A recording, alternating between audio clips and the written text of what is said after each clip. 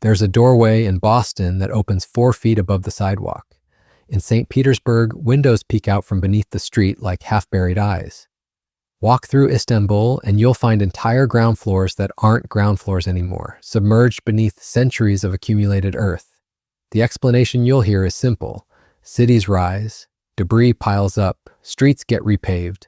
Over hundreds of years, the ground level climbs naturally. Except that's not what people are noticing. What they're noticing is how many of these buried features appear on buildings from the exact same period, the 1800s, and how the burial happened not over centuries, but seemingly all at once. The mud flood theory claims that sometime in the early 19th century, a catastrophic event buried cities across the world under layers of sediment. Proponents point to thousands of photographs showing buildings with basement windows at street level, elaborate doorways leading to nothing, and architectural details that suggest the structures were designed for a ground level that no longer exists. The theory has exploded online since 2016, accumulating millions of views and an army of believers convinced that history has been deliberately rewritten to hide a global cataclysm. I found this rabbit hole while researching urban development patterns, trying to understand why so many American cities underwent massive reconstruction in the mid-1800s. The timing kept circling back to one year, 1812. That's when the story gets strange. Between December 1811 and March 1812, the most powerful series of earthquakes in American history struck near New Madrid, Missouri. 3 major quakes, each estimated above magnitude 7, with the largest potentially reaching 8.4. Thousands of aftershocks followed. The tremors were so violent they rang church bells in Boston, over 1,000 miles away. Eyewitnesses described the Mississippi River running backwards, creating a temporary waterfall. The ground rolled in visible waves. Entire forests sank into newly formed swamps as the earth liquefied beneath them. Soil liquefaction. That's the technical term for what happens when saturated sediment loses its structural integrity during seismic activity and behaves like a liquid. The New Madrid quakes produced this phenomenon on a massive scale. Riverbanks vanished. Thousands of acres flooded. Sulfur erupted from underground pockets, creating reports of a smell like brimstone across multiple states. This wasn't folklore. This was documented geological catastrophe. But here's what nobody talks about. The same year those earthquakes struck, flood events were recorded across North America. Major flooding in 1812. Then again in 1824, severe enough to permanently redirect the Los Angeles River. More flooding in 1832. A pattern of catastrophic water events clustering in a 30-year window, all corresponding with increased seismic activity and all coinciding with the period when, according to historical records, American cities were being rapidly rebuilt and modernized. The mud flood theorists look at this timeline and see conspiracy. They claim an advanced civilization called Tartaria was wiped out by a deliberate cataclysm, its buildings buried and later excavated by a less sophisticated society that claimed credit for construction they couldn't possibly have achieved. They point to the ornate architecture of the 1800s, the massive stone structures with impossible detail, and ask how a society with horse-drawn equipment and hand tools could have built them. The problem is Tartary was real, not as an empire, as a place. European maps from the 16th through 19th centuries labeled a vast region of Central Asia and Siberia as Tartary. The name referred to the Tartar peoples, various Turkic and Mongol groups who inhabited the area. There was no unified Tartarian empire with advanced technology. There was a geographic designation that eventually fell out of use as more accurate cartography emerged. The Russian Geographical Society has entire collections of historical Tartary maps. They're not hidden. They're not secret. They're just old maps using outdated terminology. But that doesn't explain the buildings. Walk through any major city constructed in the 1800s and you'll see them. Structures with ground floor windows now at basement level. Doorways that open onto stairs leading down. Entire lower floors buried beneath what appears to be accumulated earth. In Seattle, you can tour an entire underground city, the original street level from before the Great Fire of 1889. Now buried beneath the modern city above. The tours will tell you this happened because the city deliberately raised its streets to improve drainage and prevent flooding. They built retaining walls along the old streets, filled the gaps, and paved over everything, effectively moving the ground up by one full story. That explanation works for Seattle because we have documentation. We know exactly when and why it happened. But what about the hundreds of other cities with similar features where no such documentation exists?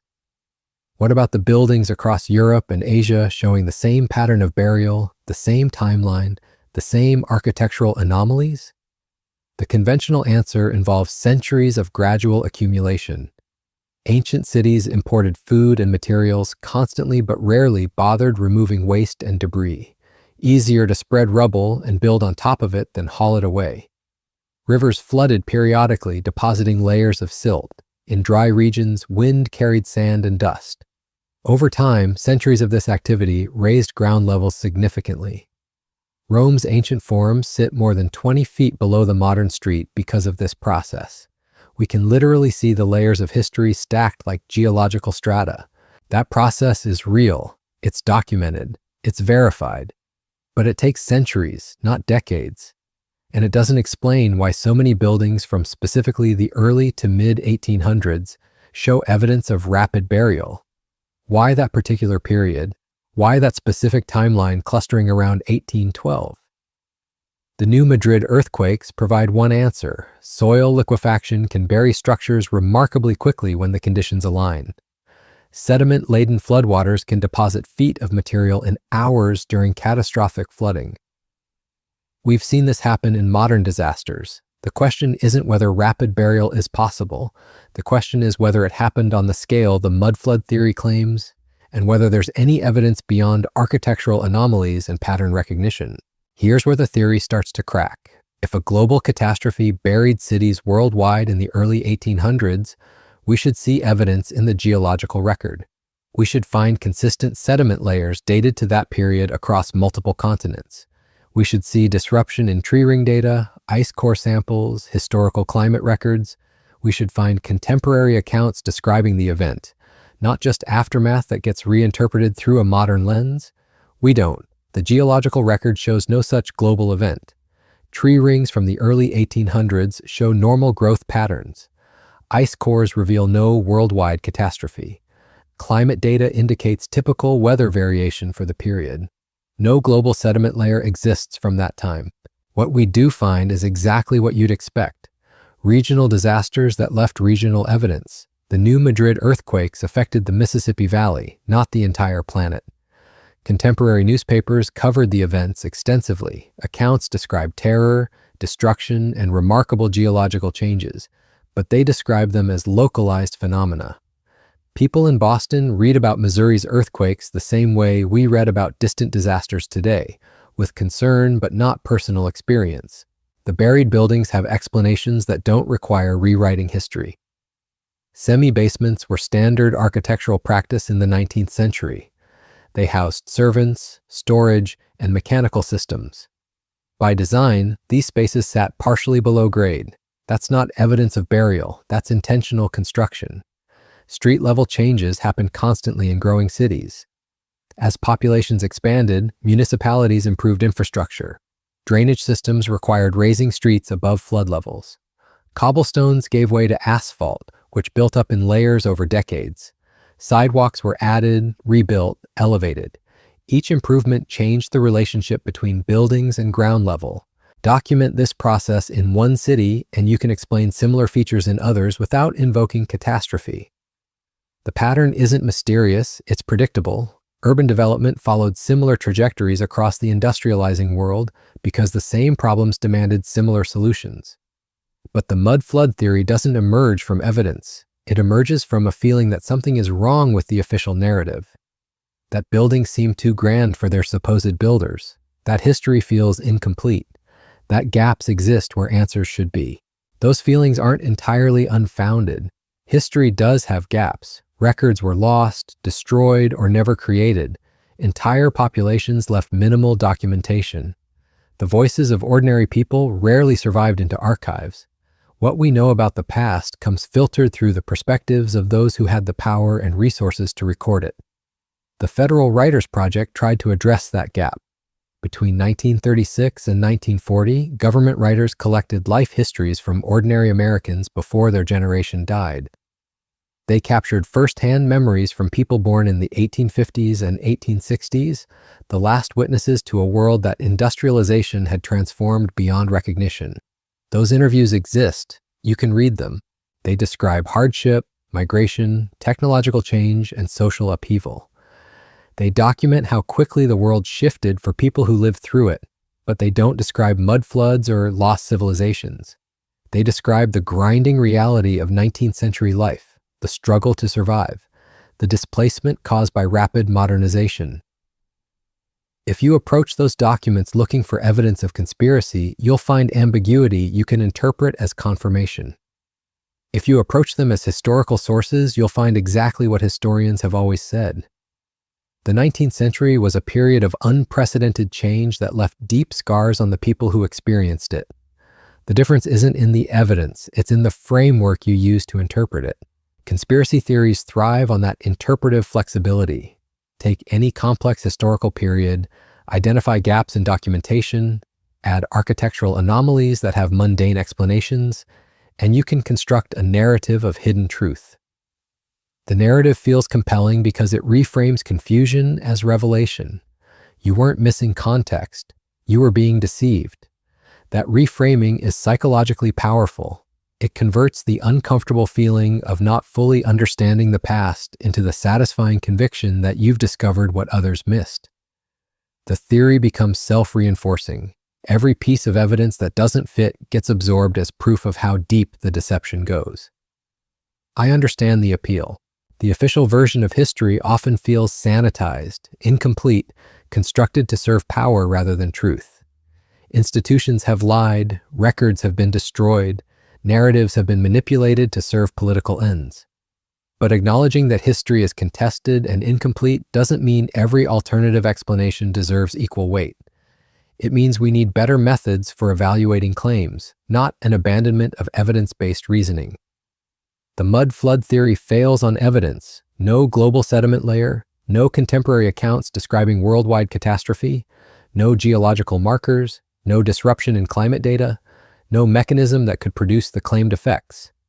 Just architectural features that have documented explanations and a timeline that collapses under scrutiny. What remains is the feeling, the sense that something doesn't add up, that the buildings seem too impressive, the timeline too compressed, the official story too neat. Those feelings point to something real, not a mud flood, but the disorienting speed of historical change. The 19th century transformed human civilization more rapidly than any previous period. People who were born into an agrarian world died in an industrial one. The gap between their childhood memories and their final years was so vast it must have felt like living through the end of one world and the beginning of another. Maybe that's what the mud flood theory is really trying to express. Not that a literal catastrophe buried the old world, but that the transition was so abrupt it might as well have been. The feeling that something was lost, something was buried, not under sediment, but under progress. That the world those elderly Americans remembered had been erased so completely it became difficult to believe it ever existed at all. That loss is real. The confusion is justified. But the explanation isn't hidden in archives or concealed by conspirators. It's visible in the documented history of industrialization, urbanization, and modernization. In how quickly railroads replaced walking, how factories replaced craftsmen, how cities replaced countryside. The evidence has been available all along. We just have to be willing to accept what it actually shows rather than what we want it to reveal. The buildings that seem too grand weren't built by a lost civilization.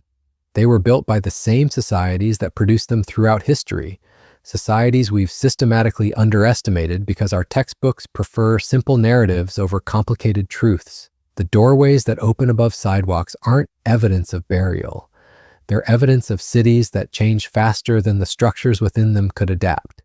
You can choose to see conspiracy in every gap, deception in every mystery. Or you can recognize that history is messy, incomplete, and often stranger than the stories we tell about it. The mud flood didn't happen, but something did. A transformation so total, so disorienting, that a century later we're still trying to make sense of how the old world became the new one. The archives are open, the geological record is clear, the contemporary accounts are readable. The evidence points in one direction. Whether you follow it depends on what you're actually looking for. Truth, or the feeling that you've found something everyone else missed. Only one of those leads anywhere worth going.